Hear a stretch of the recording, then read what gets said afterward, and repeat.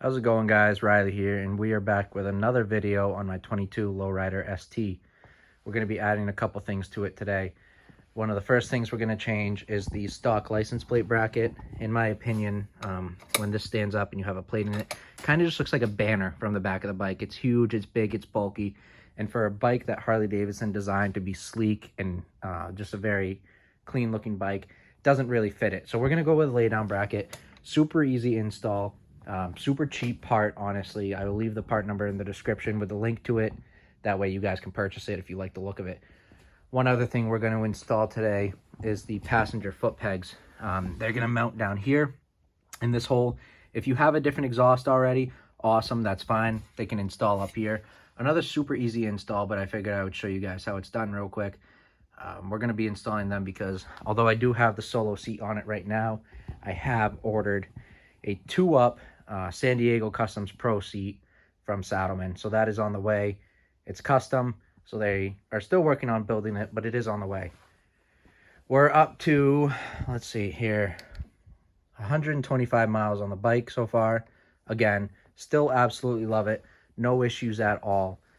Just want to keep you guys updated with the mileage in case anything changes. In case I start to notice anything, I can let you guys know as they come up.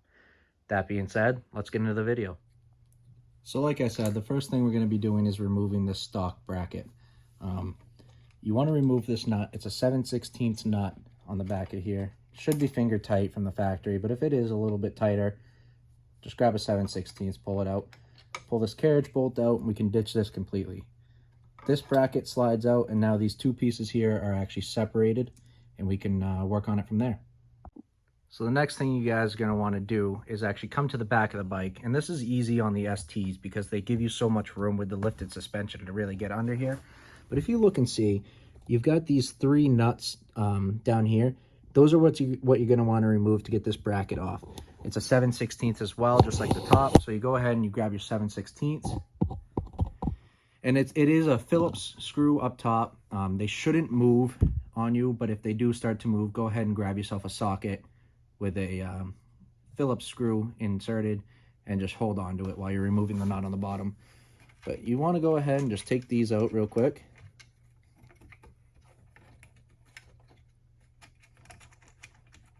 And once you get the bottom out, you should just be able to pull this bracket off, put that to the side. And you want to hold on to the stock hardware too. In my opinion, the stock stuff is better than the hardware that you get with the new one. Kind of just cheap hardware.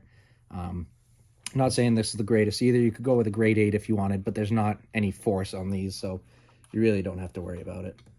You go ahead and take this one off too, and now you're left with this surface just clean. One thing to keep in mind is once you put the lay down bracket on, it's going to be really hard to get at this, so I'm going to take some time. I'm going to go ahead and wipe this down with some wax, clean it up a little bit, and then we'll get back to the install. So once you've got that all cleaned up to your liking, you're going to want to unpackage the new mount. And one thing to look at is this rubber piece. This is really important. I've seen people not use it, and this is just basically to protect your paint from getting scratched on the new mount. It does only go one way. It is directional, so keep that in mind before you put it on and just chew up the rubber. What I like to do is I like to take the mount, hold it up, obviously make sure you have it the right way, take your stock hardware and drop it through all the holes ahead of time. They'll kind of hold themselves in the rubber. Really simple. So go ahead and take those, drop them in. And then from there, it's as simple as dropping this bracket into the holes. Once you've gone ahead and got that on, you want to take your stock nuts, or the new ones, totally up to you, and just go ahead and get them finger tight on the bottom so this holds into place and won't fall off.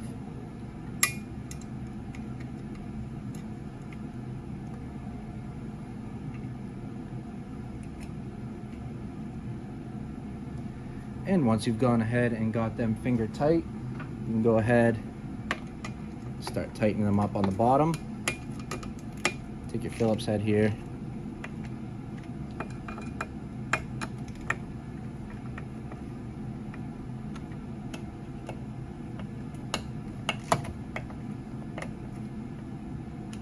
And there you go.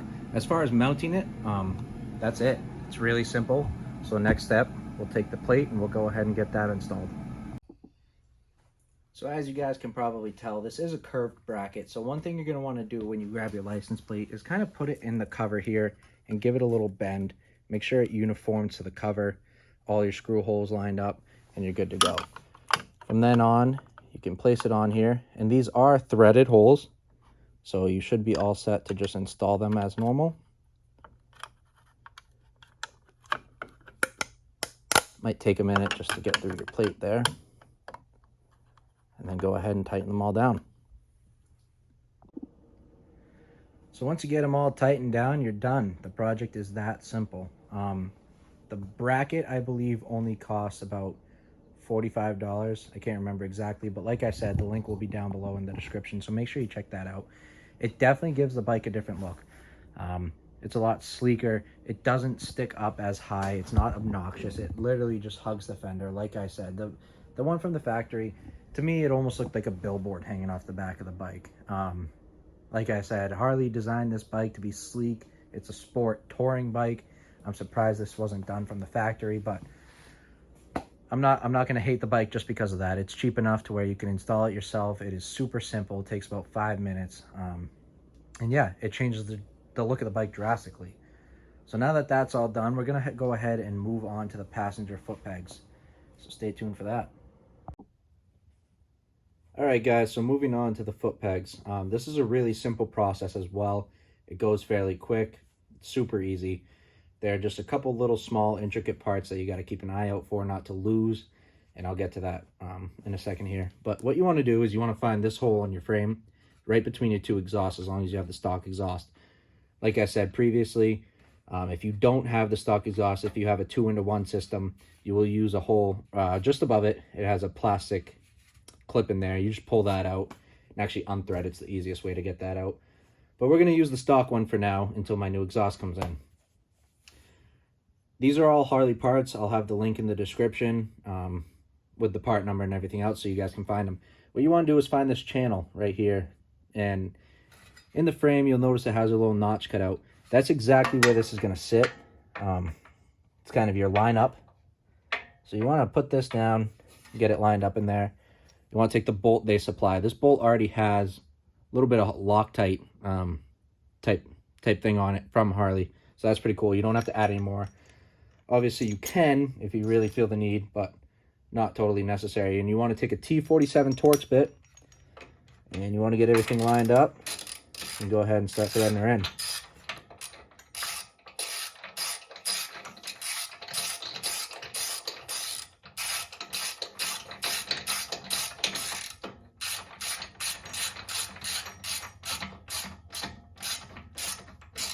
And it does get pretty tight when it hits that Loctite, so you just got to keep going. These got a long ways to go, so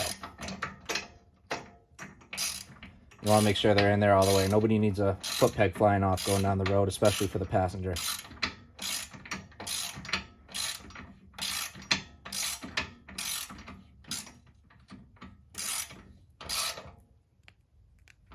Once you get that good and tight, you want to go ahead and install a little clip that sits inside of here. I'll show you guys that in just 1 second. So this clip right here is directional. These two holes, you want these guys on the bottom, and you'll see why in just a second here. But all you do is slide that into position, make sure the holes on the two big holes on the side line up with the foot peg mount, and then you have your new foot peg. As you'll notice, on one of these sides, it has a smaller hole. You want to take out of your kit here, you have a little tiny, what looks like a ball bearing and a spring. And what you do is the spring goes in first, and then the ball sits on top. Now, it's not going to sit in all the way. You do have to apply some pressure to get it down. This can be the tricky part. These things tend to go flying. You really got to look out for it. I found the easiest way is to start from the bottom and kind of get it in there at an angle. Just lost one there, so that's exactly what can happen. But you want to press it down, start from the bottom, and kind of come in here at an angle. You want to make sure your hand's there to catch it when it does fly out. And you just want to press it and just kind of compress it as you get it in there. And eventually it will sit into place. You'll hear it kind of pop. That's a good sign. That means you got it in one of those holes and you're good to go. So from there, you slide that pin in. And then Harley gives you a little circlip too. Just goes on the other side. This can be kind of a pain as well. You really just got to fight with it a little bit to get it on there all the way. What I do is I grab either a hammer, but a hammer can be too big sometimes, or even a screwdriver, or the end of your ratchet. Give it a couple love taps. Kind of press it in there, and you're good to go. Sorry if I blocked the camera angle a little bit. Kind of tight cord is working around here. But that way, the foot peg stays up on its own, and everything works as it should. So, we're all done there. Now let me just go over a review of what we did today, and I have some very important news for you guys, so stay tuned for. So as you guys just saw, today we installed the lay-down license plate bracket and some rear foot pegs on each side of the bike. Both super easy processes, and I know a video wasn't really necessary to show most of you guys how to do it, but some of these guys, they like this stuff. They want to see it as simple as it can be. But as far as a big announcement goes, I just made a purchase through MOTO. Their link will be down in the description. And I think you guys will really like what's coming for this bike. It should be here within the next couple days or so. So expect a video very soon. That being said, what I want you guys to do is check out MOTO's website. Give them a shout. If you see anything on their website that you like and actually want to purchase it, make sure you tell them Riley Hebert sent you from YouTube. That'll be greatly appreciated. Right now, I'm not sponsored by them. I'm getting nothing out of this. I just want them to know that I'm sending people their way. You might receive a little bit of better shipping. Today they actually managed to get parts out for me like instantly, and usually they don't ship on Fridays. So that was pretty awesome of them. Super great guys, very knowledgeable. I called them. I had a couple questions. These guys were able to answer it right away. They've been doing this for over 40 years, so they really know what they're doing. But like I said, stay tuned because I have some really awesome stuff coming for this bike from them. So make sure you guys hit that subscribe button, and then feel free to like and comment down below. And if you happen to purchase something from MOTO, comment down below. Let me know. Tell me what you bought. I'm very interested to see what everybody's doing to these bikes. Obviously, everybody wants to make them their own, so I think that's pretty awesome. So like I said, guys, subscribe, like, and comment down below, and I'll see you on the next video.